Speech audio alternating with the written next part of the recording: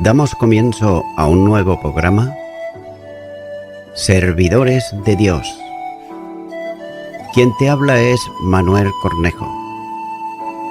Estaré compartiendo la palabra de Dios y lo haré de una manera expositiva, versículo a versículo. Y en esta ocasión será en la segunda carta a los Tesalonicenses, capítulo 3 y versículo 10, donde dice: porque también cuando estábamos con vosotros os ordenábamos esto: si alguno no quiere trabajar, tampoco coma. Comienza este versículo diciendo: porque también cuando estábamos con vosotros. Nótese cómo el mandamiento que acaba de recordarles era un mandato reiterado, ya que la conducta desordenada no tenía disculpa alguna, porque la instrucción a la laboriosidad había sido dada en los días de la fundación de la Iglesia, como así señala este versículo. Continúa diciendo: os ordenábamos esto: si alguno no quiere trabajar, tampoco coma. Aquí Pablo establece un precepto apostólico cuando dice: no se alimente a haragán. Note cómo el mandato es un mandato firme. No se provea al vago de ninguna comida, lo que incluye al holgazán, que tiene apariencia, por otro lado, de piedad. Y la lección es bien sencilla: no debe de proveérsele para las necesidades más elementales a quienes se niegan al trabajo. El que no quiera trabajar, que pase hambre. Esto nada tiene que ver con quien, deseando trabajar, no lo consigue, ya que el problema perdura en el tiempo, de modo que se lee, por ejemplo, en el Didache, cuando dice la enseñanza de los 12 apóstoles, y dice lo siguiente: todo el que venga en el nombre del Señor sea recibido. Pero después, poniéndolo a prueba, lo reconoceréis, pues tenéis el conocimiento para distinguir la derecha de la izquierda. Si el que viene está de paso, ayudadle cuando podáis, pero no permanezca más de 2 días o 3 si fuese necesario. Pero, si quiere establecerse entre vosotros y tiene un oficio, que trabaje y que coma. Si no tuviere oficio, atendedle según vuestra conciencia, de modo que un cristiano no viva ocioso entre vosotros. Si no quiere obrar así, es un comerciante de Cristo. Guardaos de esto, ya que el holgazán no debe encontrar apoyo alguno en la Iglesia. Y no solo si es creyente, sino también si no lo es, ya que el mandamiento es amplio y extensivo a todo aquel que no quiere trabajar. Por tanto, tal persona no debe de encontrar fácilmente el sostenimiento que necesita. Y esto ocurre lamentablemente en nuestra sociedad y suele suceder en muchas ocasiones, ya que muchas personas viven a costa de los recursos sociales de la nación.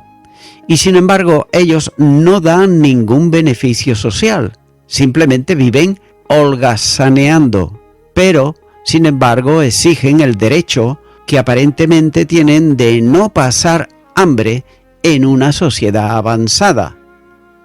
Ahora bien, debe de tenerse en cuenta que la Biblia, especialmente en Proverbios, dedica un largo espacio para advertir sobre el perezoso, presentándolo como un problema social y también espiritual. La Iglesia no puede apoyar una situación semejante porque es condenable como opuesta al mandamiento de Dios. Continúo ahora con el versículo 11, donde dice: porque oímos que algunos de entre vosotros andan desordenadamente, no trabajando en nada, sino entremetiéndose en lo ajeno.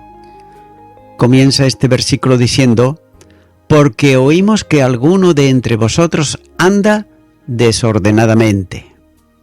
Pablo tiene la certeza de que entre los tesalonicenses había algunos que andaban desordenadamente. Este concepto, en todo el contexto, tiene que ver con el desorden de no querer trabajar. Las noticias que llegaron a Pablo, posiblemente procedente del informe que Timoteo trajo de su visita a Tesalónica, cuando le dice: «Y enviamos a Timoteo, nuestro hermano, servidor de Dios y colaborador nuestro en el Evangelio de Cristo, para confirmaros y exhortaros respecto a vuestra fe». Primera de Tesalonicenses, capítulo 3 y versículo 2. Tal vez confirmada luego por algunos que conocían la situación. Por tanto, eran noticias recién llegadas cuando escribió aquí la epístola, y posiblemente como había ocurrido con los informes que le llegaron en el caso de la iglesia en Corinto, cuando dice en la primera carta a los Corintios, capítulo 11, versículo 18, «Pues en primer lugar, cuando os reunís como iglesia, oigo que hay entre vosotros divisiones, y en parte lo creo».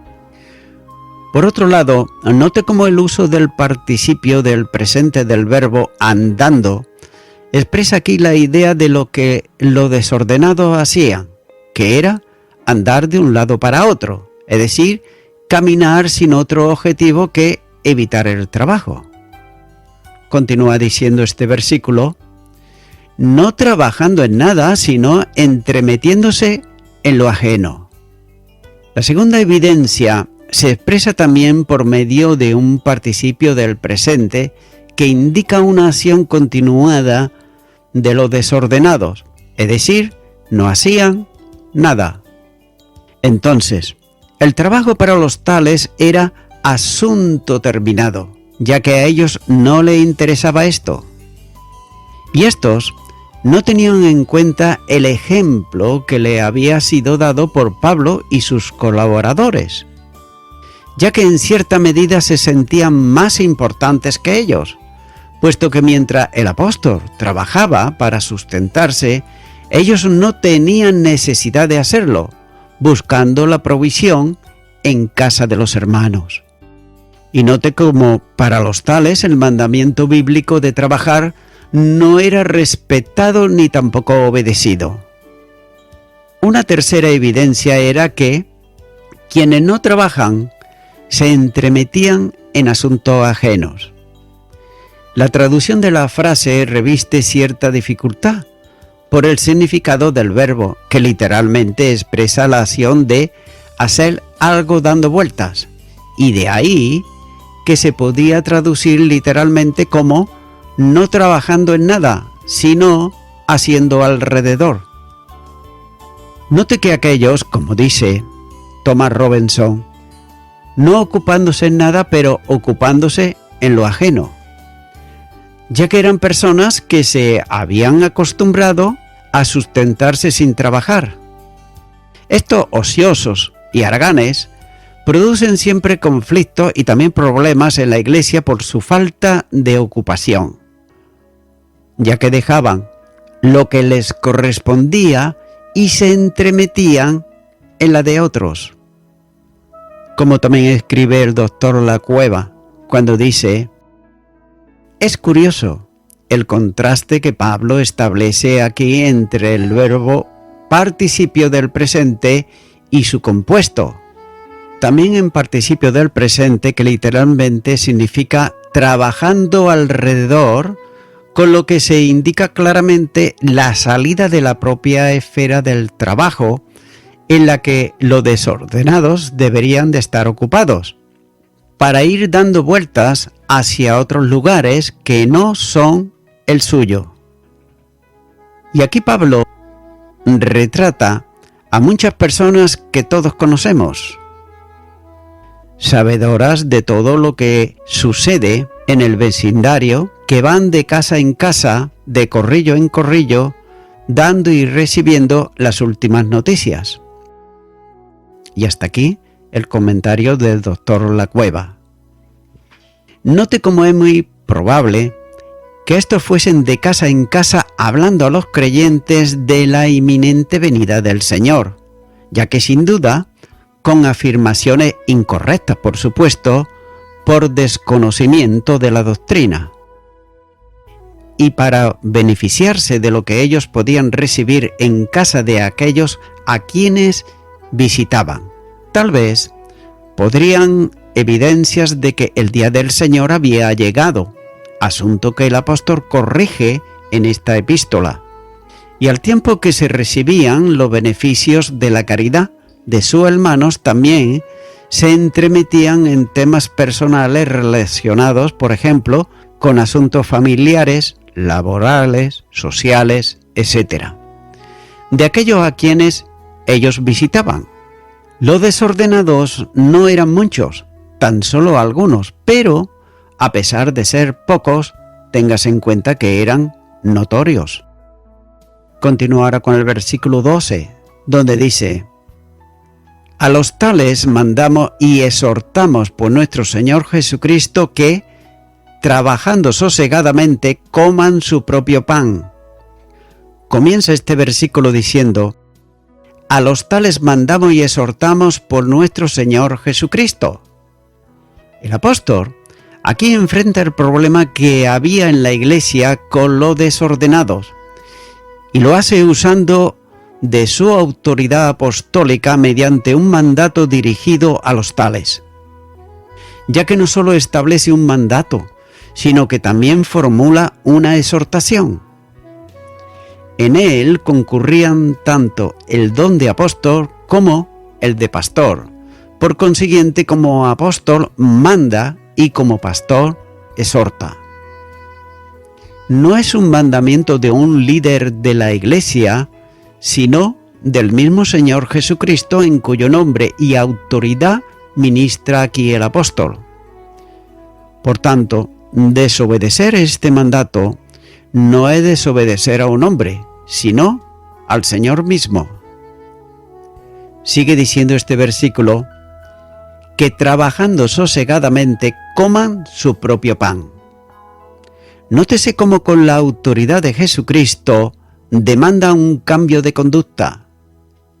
Primeramente, un trabajo sosegado, el propio del creyente que no se inquieta ni inquieta a otros.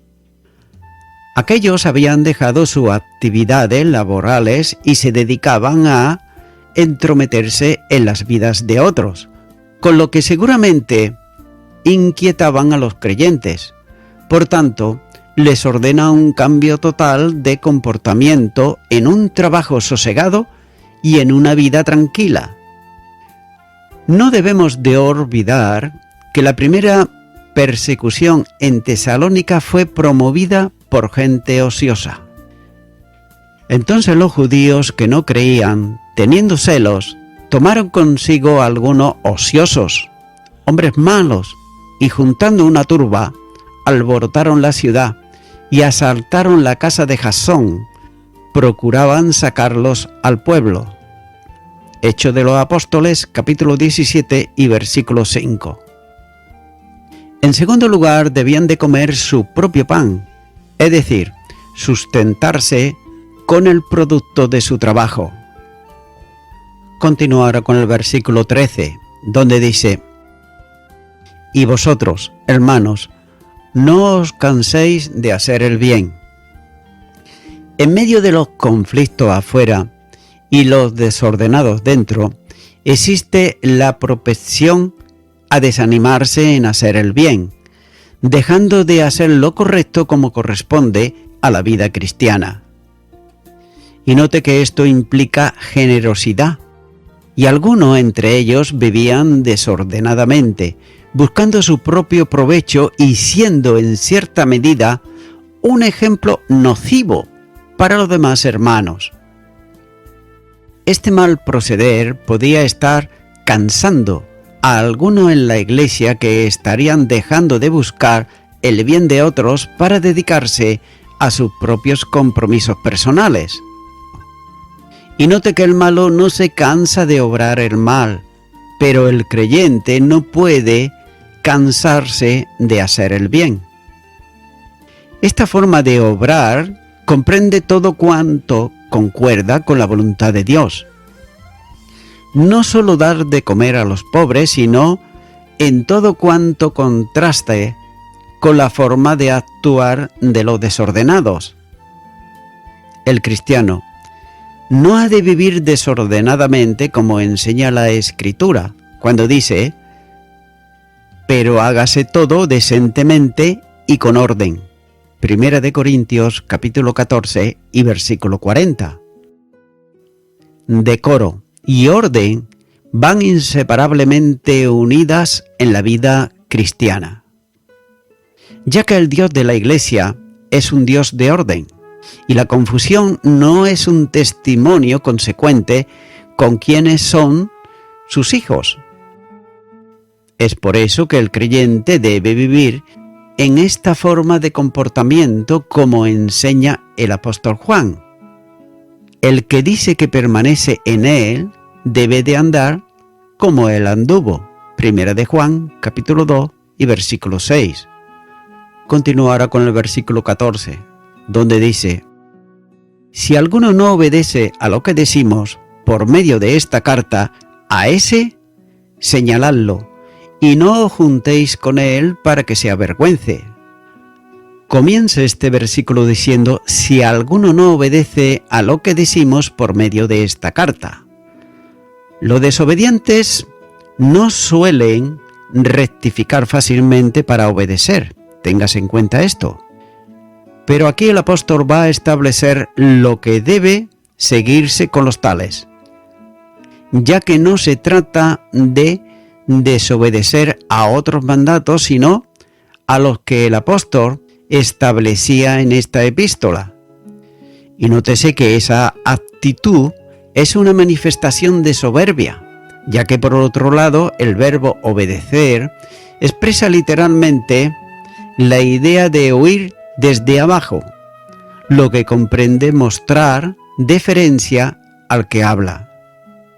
Pero sin embargo, el desobediente no es, por tanto, un creyente humilde que se somete al mandato apostólico, ya que algunos tal vez se rebelasen en contra lo que el apóstol escribía en esta carta, no prestando orgullosamente atención a lo establecido con su autoridad en el nombre del Señor.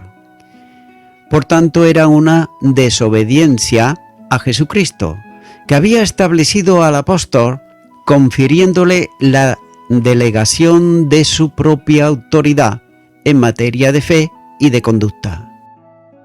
Sigue diciendo este versículo: a ese señaladlo. El procedimiento a seguir con el desobediente comenzaba por señalarlo, como tal, literalmente, etiquetarlo. No hay modo de entender cómo se procedía en la práctica, pero lo que no hay duda es que el que no quería obedecer a la palabra debía de ser señalado de alguna manera. Y cabe hacerse una pregunta, y es la siguiente: ¿se trataría de hacerlo en una reunión pública? Note que aquí entramos de lleno dentro del asunto de la disciplina eclesial. El apóstol manda identificar en la iglesia a los que son abiertamente desobedientes y no quieren sujetarse a las disposiciones apostólicas. De algún modo, tenían que ser reconocidos como desobedientes. Y esto marcaría una distinción clara entre los que eran obedientes y los manifiestamente desobedientes o contrarios a la obediencia. Y note que no se trata de señalar en la iglesia a quien puntual o ocasionalmente desobedece y luego se arrepiente, restaurándose a la senda correcta, sino, y nótese, a quienes persistían conscientes y voluntariamente en rebeldía contra la escritura determinada. Y no establece aquí el apóstol la caza de los que en algún momento desobedecen para señalarlos públicamente y tenerlos como malvados, sino señalar a quienes determinan no obedecer. Sigue diciendo este versículo, y no os juntéis con él. El segundo paso en la disciplina del desobediente era no juntarse con él. Vemos cómo nuevamente es difícil establecer el principio de disciplina que comprende la instrucción, ya que el término demanda que no haya íntima asociación con el desobediente. Y cabe hacerse una pregunta, y es la siguiente: ¿se trataría de la excomunión, esto es, ponerle fuera de la comunión de la Iglesia? El verbo aparece en el pasaje de la epístola a los Corintios cuando el apóstol regula la excomunión del incestuoso de aquella iglesia, como señala la primera carta a los Corintios, capítulo 5, versículo 9 y versículo 11, en donde manda aquí el apóstol a los creyentes que con quien, llamándose hermano, viva en la práctica voluntaria y conscientemente en el pecado, con el tal ni aun comáis. Sin embargo, pudiera tratarse de otro tipo de disciplina, ya que la gravedad que reviste este pecado aquí no es como el que alcanzaba el de Corinto. La disciplina de excomunión, en el último eslabón de la aplicación de la disciplina, y solo puede ser aplicada cuando Cristo mismo ha roto la comunión con un miembro de la Iglesia por pecado manifiesto sin confesar, ya que se ha abusado mucho de la excomunión, cuando para llegar a ella es preciso agotar todas las otras vías de disciplina restauradora. Y aquí Pablo ordena señalar al desobediente y separarse de él, con el propósito que indica seguidamente. Sigue diciendo este versículo, para que se avergüence. Es por eso que el objetivo es que con la separación de los hermanos se sienta avergonzado, ya que es la vergüenza que conduce al arrepentimiento y permite también rectificar, entristeciéndose y haciéndole recapacitar cómo había ocurrido con los corintios, cuando dice: porque la tristeza que es según Dios produce arrepentimiento para salvación, de que no hay que arrepentirse, pero la tristeza del mundo produce muerte. Segunda de Corintios, capítulo 7 y versículo 10. Nótese que la disciplina no es un castigo que se impone a un creyente, sino la acción de corrección afectuosa que reorienta al camino correcto de la vida cristiana. Obsérvese que no se establece la corrección por cualquier cosa, sino por desobediencia a la palabra de Dios. Y note esto, y es que hay muchas ocasiones en que líderes de iglesia actúan disciplinando a hermanos porque no se ajustan al sistema de la historia y de la tradición, restringiéndoles la libertad que cada creyente tiene por estar en Cristo Jesús. En otras ocasiones se buscan textos bíblicos para confesar a un hermano conforme al pensamiento del liderazgo, sacando el texto del contexto y convirtiéndolos en un pretexto. Cuando se establece una disciplina contra un hermano, es preciso que ocurra lo siguiente. Por ejemplo, en primer lugar, un pecado evidente, es decir, que no se puede ocultar. En segundo lugar, una rebeldía concreta. Y en tercer lugar, una ofensa a la palabra de Dios. Sin estas condiciones, la disciplina se convierte en castigo y la labor pastoral en autoritarismo, contrario precisamente a la Escritura, en cuyo caso los que deben ser disciplinados son los líderes que quebrantan la palabra de Dios. Y voy concluyendo con esto. Tesalónica era una ciudad completamente pagana. Sin embargo, el carácter de compañerismo cristiano sería suficientemente severo. Y note que es evidente que el continuar una amistad estrecha con una persona que deliberadamente está violando las doctrinas y las normas de la Iglesia, daría la impresión de que quien ofrece tal amistad está dando también su aprobación a la conducta de transgresor, o cuanto menos que deja de desaprobarla. Amigo y amiga oyente, tal vez tú vivas en una ciudad o pueblo que es más o menos parecida como Tesalónica, que es pagana, y hasta puede que se llamen los que viven en esta ciudad o pueblo, entre comillas, cristianos. Por otro lado, ellos, aun llamándose cristianos, adoran ídolos, adulteran sin esconderse, consumen alcohol y drogas, son injustos para sus semejantes, etcétera, etcétera. Esto sí, pero se llaman ellos a sí mismos cristianos.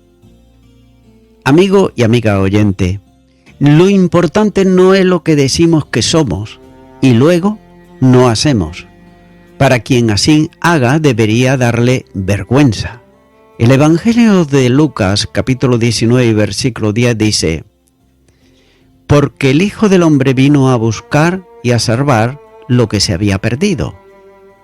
Amigo y amiga oyente, si tú eres una de esas clases de personas que vive en una ciudad que es completamente pagana y que ve el pecado como algo normal o la idolatría, pero que sin embargo se llama cristiano entre comillas, déjame decirte que tú necesitas rápidamente tener en tu vida, tener en tu corazón a Jesucristo como tu único y suficiente Salvador.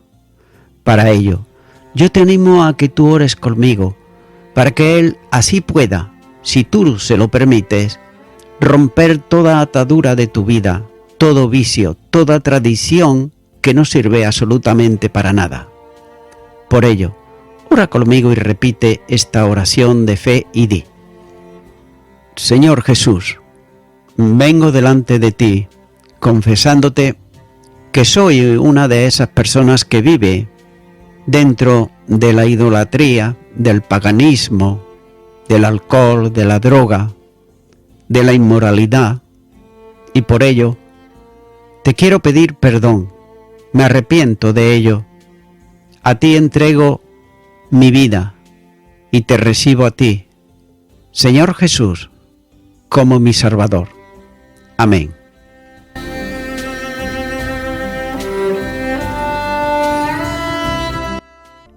Amigo y amiga oyente, si tú has hecho esta oración de corazón, te recomiendo que comiences a orar a Dios, en primer lugar, en el nombre del Señor Jesucristo. Orar a Dios no es rezar, sino que es hablar con una persona. También te recomiendo que leas la palabra de Dios y lo hagas a diario. Comienza, por ejemplo, con el Nuevo Testamento. Y también, por último, te recomiendo que para que puedas crecer espiritualmente, te congregues en una iglesia cristiano-evangélica, donde se predique, se enseñe y se practique la sana doctrina y la palabra de Dios. Congrégate ahí y con el tiempo podrás crecer espiritualmente y también servir al Señor Jesucristo. Que Dios te bendiga. Y a toda la audiencia, nuevamente ya me estoy despidiendo de todos ustedes y será hasta el próximo programa. Que Dios os bendiga a todos.